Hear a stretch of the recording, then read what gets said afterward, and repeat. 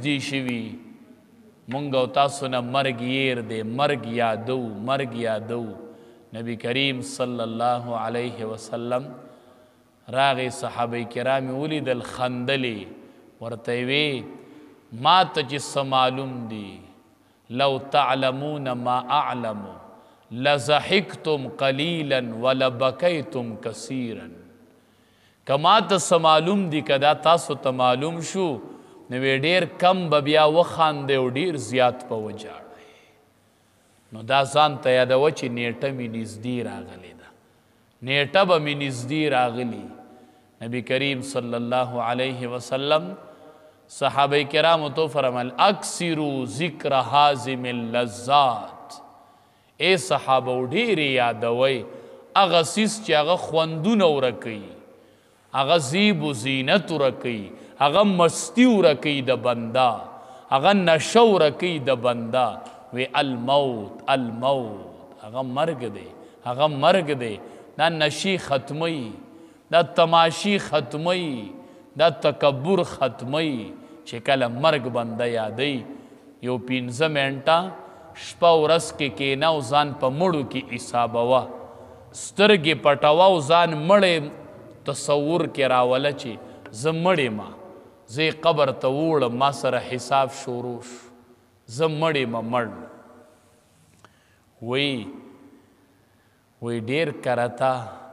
یو سړی په خپل اهل و عیال کې مشغوله وي خوشحالیږي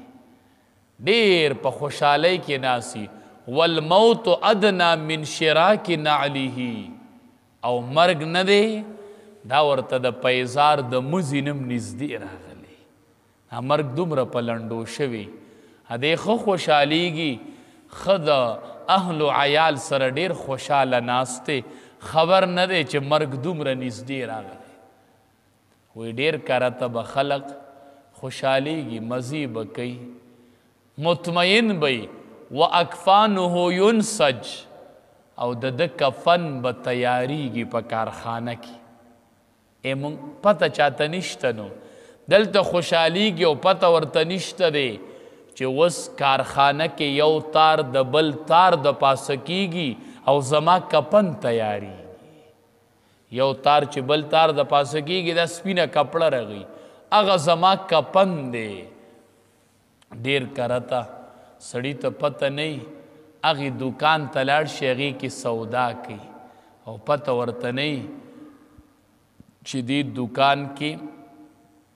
هغه دی زما د کفن تان راغلی هغه دی پروت دی هغې کې کفن پروت دی دی هغې کې سودا کوي هغلته کفن پروت دی پته دته نه چې کفن مې راغلی دی پلانکی بازار کې په پلانکی دکان کې زما کفن پروت دی نو رب العالمین وی وَأَنْ عَسَىٰ أَن يَكُونَ قَدِ اقْتَرَبَ أَجَلُهُمْ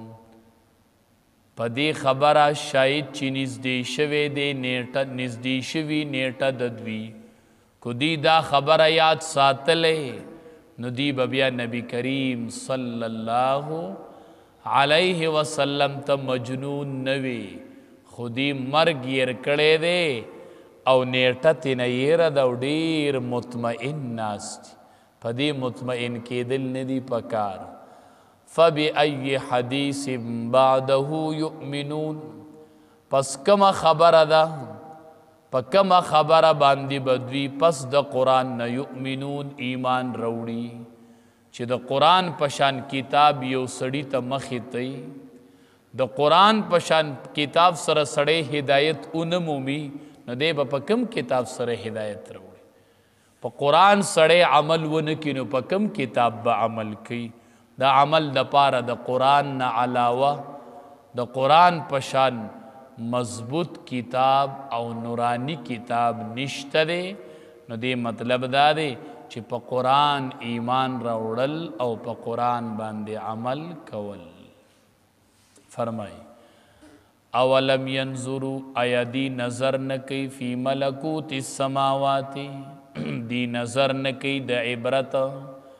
فی ملکوت السماوات په بادشاہی د اسمانونو کې والارض او ځمکه کې وما خلق الله من شیء او په هغه څه کې چې پیدا کړي دي الله من شیء هر شیز وان عسى او وان په دې خبره کې عسى ان یکون شاید چې وي قد اقترب اجلهم چې نږدې شوي وي نیټه د دوی فبأي حدیث بعده یؤمنون پس په کومه خبره باندې به دوی رستو د قرآن نه یؤمنون ایمان راوړي.